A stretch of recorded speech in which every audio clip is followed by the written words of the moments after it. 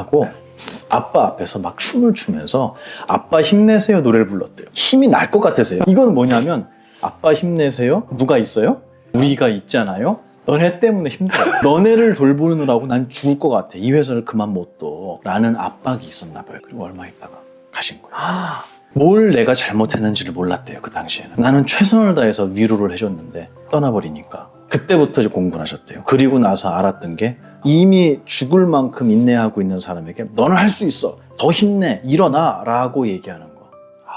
우리가 옆에서 지켜보고 있으니까 힘내. 어떤 사람한테 그게 힘이 될 수 있지만 응원이 될 수 있지만 어떤 사람한테는 그거는 더 큰 압박으로 올 수도 있어요. 아까 제가 말씀드린 것처럼 죄라고 하는 거 너는 이렇게 잘못했으니까 이렇게 앞으로 잘해 라고 하는 그 고언이 어떤 사람에게는 약이 될 수도 있지만 어떤 사람한테는 그게 너무 힘든 무게가 되는 거죠. 가까운 관계, 특히 뭐 부모, 자식이나 거리를 둬버리면 불효 아닌가, 친구 간에, 지인 간에 거리를 두면 회피 아닌가, 이런 죄책감을 느낄 수도 있는데요. 이건 거절은 공격이 아니라 나를 지키는 일이라고 말씀하셨어요. 거절을 할 때 좋은 말투나 이런 표현이 있을까요? 특히 부모님들이 뭔가를 요구하시거나 한국은 당위가 되게 많잖아요. 당연히 그렇게 해야지라는 게 되게 많아서 나이가 얼마 되면은 무조건 결혼해야지, 자식 낳아야지. 요즘엔 많이 무너졌지만 아직도 뿌리가 깊은 것 같아요. 거절을 하는 게 정중하게 얘기할 수 있잖아요. 말하는 법이라고 하는 거는 꼭 이렇게 하세요 라고 얘기한다기보다는 지난 세월 동안 내가 그분한테 어떤 모습을 보여줬는지가 내 말의 무게인 것 같아요. 그래서 말에 무게가 있으려면 엉망진창으로 살다가 갑자기 철든 것처럼 얘기하면, 분리할 때만 철든 것처럼 얘기하면 누구라도 비웃죠. 평소에 자기 말에 책임지고 신중하고 말하는 법도 훈련이 되게 많이 필요한데 우리는 말을 잘하려고는 노력을 많이 해요. 그래서 언변이 뛰어나고 많은 사람들이 귀 기울이게 하고 사람의 마음을 움직이게 하고 그런 방법론적인 말하기는 굉장히 많이 연습을 하고 책도 많더라고요. 저도 읽어봤어요. 말하기에 대한 책을. 이럴 때는 이렇게 말해라. 처음은 어떻게 시작하고 마무리는 어떻게 해라. 말할 때는 상대방을 항상 바라보고 적당한 제스처는 어떻게 하고 이런 방법론적인 얘기만 있어요. 근데 저는 거기에 가장 기본이 되는 건 뭐냐면 진심 같아요. 제가 말을 너무 잘하고 싶어서 저희 선배님이 계신데 스님이세요. 육군에 계시는데 그때 4학년이셨고 제가 1학년이었는데 오리엔테이션 하는 날 와서 수강 신청하는 법, 대학 생활할 때 필요한 거 오리엔테이션 이런 거 이제 선배들이 나와서 막 폼 잡고 얘기하잖아요. 말을. 근데 그때 보면 어른이에요. 왜냐면 난 아직 고등학생 마인드잖아요. 이제 1학년이니까. 근데 말을 너무 잘하는 거예요. 아무것도 안 들고 와서 얘기하는데 언변이 유려한 게 아니라 사람을 끌어당기는 뭔가가 있어요. 그리고 유머도 있고 긴장을 바짝 하고 들었는데 웃으면서 너무 명확하게 뭘 해야 되는지가 딱 기억에 남는 감동을 했어요. 나도 저렇게 하고 싶다. 큰 스님께 여쭤봤어요. 말을 잘하려면 어떻게 해야 됩니까? 언변이 훌륭해지려면 어떻게 해야 됩니까? 들으시자마자 바로 말씀하시는 게 보마나 엄마들은 아기가 응애만 해도 기적인지 우유인지 잠인지 아픈 건지 다 알아 그러시는 거예요. 맞아요? 제가 다 여쭤보면 다 맞다. 아기가 응애 하는데 언변이 좋아서 그 말로 부모님한테 자기의 상태를 얘기한 거냐고 물어보시는 거예요. 언변이 좋아서 전해진 거냐고. 아니잖아요. 진심이야. 응애의 진심을 담으면 외부인도 알아듣고 엄마가 아니라 누구라도 알아들어. 말은 잘하는 게 아니고 진심을 담으면 너가 말을 더듬으면서 얘기해도 상대방은 느낀다고. 이게 저한테는 정말 큰 위안이자 힘이었어요. 사회에서 상대방하고 대화하는 거, 부모님의 어떤 요구에 정중히 거절을 하는 거 진심이 담겨야 된다고 생각해요. 어떻게 해라라는 방법론을 제가 말하고 싶진 않아요. 그런 건 세상에 너무 많고 대상에 따라서 그 방법론은 정답이기도 하고 오답이기도 하거든요. 그거는 중요한 게 아닌 것 같아요. 그런 요령을 배우는 거 말고요. 그것도 필요하겠지만 제가 말씀드리는 건 진심을 담는 말하기. 그거를 전 연습했으면 좋겠어요. 그 상대방에게 거칠해가 아니고요. 스님네들 중에도 처세를 얘기하시는 분들이 있어요. 틀린 말은 아니에요. 여기도 사회니까. 근데 저는 그분하고 대화를 하고 돌아서서 이렇게 생각했어요. 스님 최고의 처세는 진심 아니겠습니까? 라고 제가 생각했어요. 누군가를 진심으로 대하면 그 사람은 뒤돌아서 다른 모두에게 나의 진심에 대한 얘기를 해주시지 나의 가식적인 모습은 보인 게 없잖아요. 그러니까 저는 그게 길게 보면 훌륭한 처세가 아닐까라는 생각을 해요. 상대방의 말을 거절할 때도 어떠한 방편으로 거절하느냐, 어떤 단어를 취사 선택하느냐가 아니라 나의 진심을 그냥 얘기하는 거예요. 사실 정말로 내가 당신 말씀대로 하고 싶은데 네. 지금 제 상태가 이렇기 때문에 너무너무 미안하지만 제가 이거는 이번에 못할 것 같습니다. 대신 다음번에 말씀하시면 제가 최선을 다해서 하겠습니다. 그냥 언변이 아니라 진심으로 나오면 그러면 상대방은 기분 나쁘지 않을 거라고 생각해요. 강아지도 알잖아요. 주인의 목소리, 어투에 네. 따라서 강아지도 저 사람이 지금 주인이 화가 난 건지 기분이 좋은지 내가 지금 객검을 요구해도 통할지 안 통할지 개들이 알아요 이거. 그래서 혼내면 숨어요. 잘못한 걸 알고 분위기가 안 좋다는 걸 아니까 숨어서 안 나와요 개집에서. 강아지들도 아는데 사람이 모르겠습니까?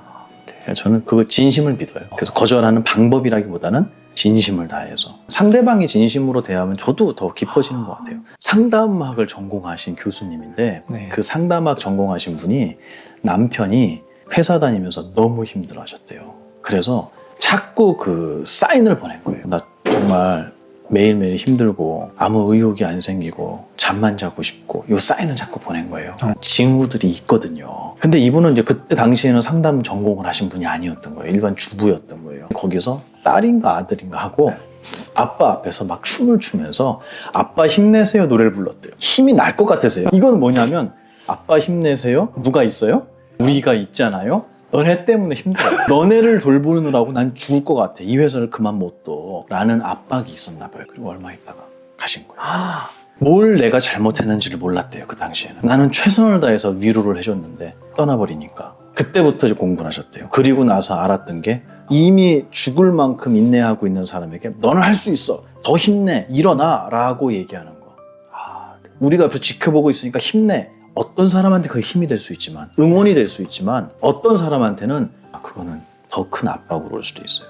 아까 제가 말씀드린 것처럼 죄라고 하는 거 너는 이렇게 잘못했으니까 이렇게 앞으로 잘해 라고 하는 그 고언이 어떤 사람에게는 약이 될 수도 있지만 어떤 사람한테는 그게 너무 힘든 무게가 되는 거죠.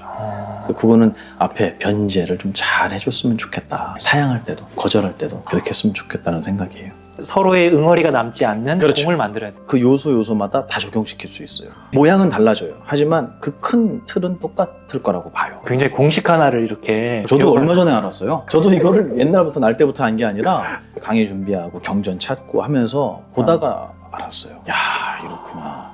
스님의 은연중에 수행했던 부분 중에 그 요소가 있었구나. 어른들한테 그렇게 했고 나중에 알았죠. 부산에서 강의할 때 200 몇십 분 모여 있었어요. 마이크를 잡고 질문을 하는데 젊은 분이요. 30대 초반? 경기도 어디에서 KTX를 타고 부산까지 왔대요.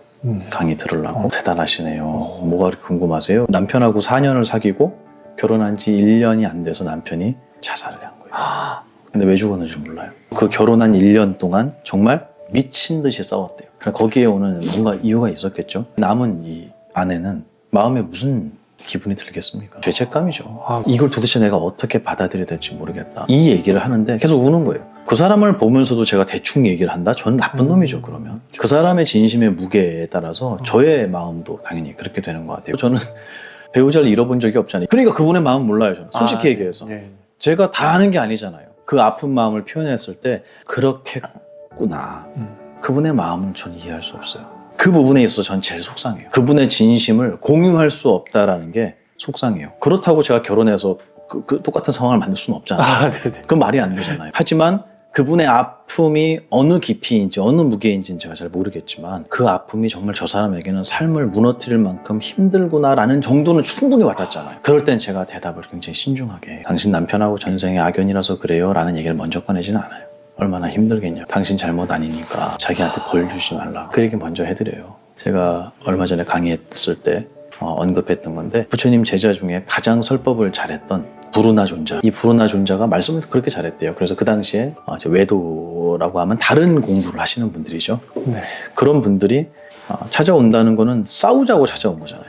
누구나 그렇잖아요. 싸우자고 온 거예요. 싸우자고 온 마음이 닫혀있는 사람을 마음을 열게 하고 네. 그 사람이 이 법을 이해하고 기뻐하게 만들 정도의 언변이었대요. 그러니까 저는 잘 모르겠어요. 그게 어느 정도인지. 부르나 존자가 말씀하시는 말씀의 단계가 있었대요. 첫 번째가 변제예요. 말씀 변자에 제주할 때 제자예요. 그러니까 말씀하시는 제주예요. 상대방이 외로우면 외로움을 달래줄 줄 아는 말을 하는 거예요. 누가 사기를 당해서 너무 고통스러워. 그럼 그 사람한테 너 죄는 사람 믿은 죄밖에 없는데 정말 마음이 힘들겠습니다 라고 얘기를 하면 일단 그 사람은 고마워하잖아요. 근데 그게 아니라 내가 뭘 했어? 너 욕심 부리지 말랬지. 여기로 바로 들어가는 거예요. 요거는 두 번째예요. 그걸 아. 고언이라고 해요. 쓸 고자의 말씀은 쓴소리예요.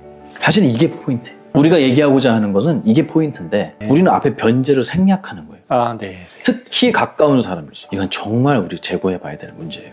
가까운 사람일수록 변제를 생략하고 고언으로 바로 들어가는 거예요. 거봐, 내가 뭐, 너 그럴 줄 알았어. 인과응보라고 들어봤냐? 이렇게 나오는 거예요. 소금 뿌리는 거예요, 거기다가.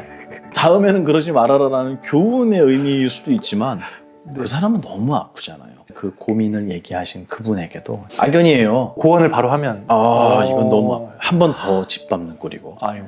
제가 처음에는 이제 그런 말씀을 해드렸어요. 제가 똑같이 얘기했어요. 이번에 남편 때문에 너무 힘드셨는데 그럼 다음 생에는 이제 보살님 차례예요. 갚아야죠. 이게 고언이에요. 아. 그랬더니 싫대요. 갚기 싫대요. 이 인연 자체가 싫대요. 아픈 인연이. 그러면 어떻게 해야 되겠냐 라고 제가 말씀을 드렸어요. 마지막이 뭐냐면 당신이 실수를 했던, 몰라서 그랬던, 악의로 그랬던 그 모든 것은 지나가서 남은 게 없다고. 하나도 당신 잘못 아니라고. 죄책감에서 벗어나게 해주는 거예요. 그게 공이에요. 딜공. 변제와 고언과 공의 순서로 말씀하셨대요. 싸우자고 온 사람에게 당신 그렇게 생각할 수 있어요. 당신 얘기 들어보니까 그것도 일리가 있는 얘기네요. 변제예요. 근데 저는 스승님께 이렇게 배웠습니다. 그래서 당신이 말씀하신 거기에는 이런 부분이 차이가 있을 수 있겠네요. 그리고 공, 뭐냐면 나 헛공부했구나 라고 그 사람이 생각을 한다면 그 법을 공부했기 때문에 이 자리에 와서 우리 인연이 되지 않았습니까? 그것도 고마울 일 아니겠어요? 공을 설명하는 거예요. 죄책감이 남지 않게 해주는 거예요. 이 3단계로 얘기했대요. 2600년 전 얘기예요. 그리고 그게 경에 그대로 나와요. 누가 그걸 배우냐는 거예요. 어느 초등학교 교과서에 친구들과 그렇게 얘기하라고 알려주냐는 거예요. 저는 이게 교과서에 실려야 된다고 생각해요. 이게 어떻게 종교예요? 이게 어떻게 교주가 있고 교리가 있고 신도가 있는 이 종교학에서 얘기하잖아요. 예. 저는 이 범주에서 불교는 제발 좀 빼줬으면 좋겠어요. 한국 불교는 그 안에 들어갈 수도 있어요. 하지만 이 원래의 부처님의 가르침은 제발 그 종교 영역에서 좀 빼달라.